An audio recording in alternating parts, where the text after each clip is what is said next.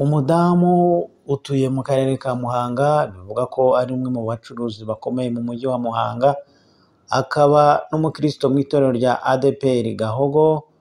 Muri iyi wikendi yo ku wa 17 z'ukwezi kwa gatandatu, nibwo amashusho ari kumwe n'umusore wari umupfubuzi we binezeza, bari mu gikorwa cy'urukundo batera akabariro.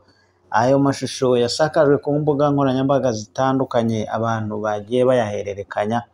Ni nyuma y'uko uwo musore ari we wiswe umupfubuzi, ari we bigaragara ko yasakaje muri bagenzi be, bivuga ko yatangiye bwa mbere ashyira muri groupe ya WhatsApp y'abantu bari baziranye batandukanye, ngo ni nyuma yaho yagerageje kwaka amafaranga asaga miliyoni 8 uwo mudamu kugira ngo video idatambutswa, ariko umudamu akaza kuba atabasha gutanga ayo mafaranga, bityo umusore nawe yanzura ko video ijya hanze.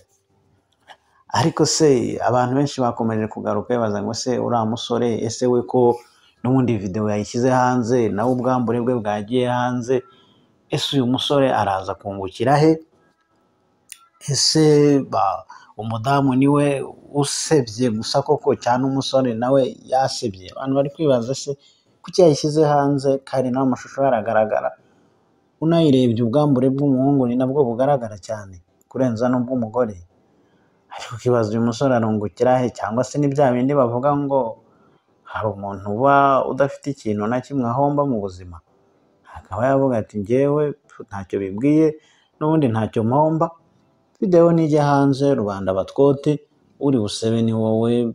Umuntu ari umukozi w'Imana muri ADEPR, wajya kubwira umugabo wawe ko ugiye gusenga akanyarira, kumbuga katukaza tukibeta, aho kurira imisozi ya Kanyarira tukurira ya misozi yindi. Ngayo nguko video rero irimo iracicikana ku mbuga nkoranyambaga.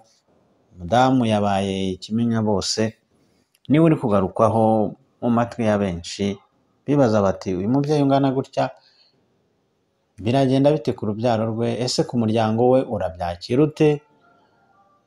Ni inkuru ikomeje gukwirakwira hirya hino ku mbuga nkoranyambaga.